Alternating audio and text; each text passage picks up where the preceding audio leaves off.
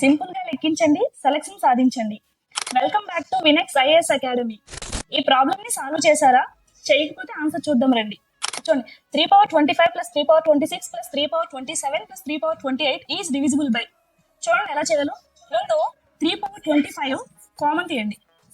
So ఇక్కడ ఏముంటుంది? 1 plus 3 power 1 plus 3 square plus 3 cube.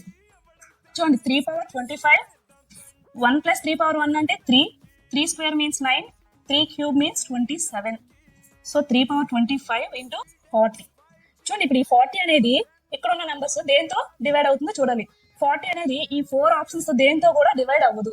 కాబట్టి ఇప్పుడు మనం ఏం చేయాలంటే ఇంకో 3 ని బయట తీయండి. అప్పుడు ఏమవుతుంది? 3 power 24 3 ఇంటూ 40 అని రాయొచ్చు. So 3 power 24, 3 40s 120. ఈ 120 అనేది ఈ 4 నంబర్స్ లో ఆప్షన్స్ లో దేంతో డివైడ్ అవుతుంది?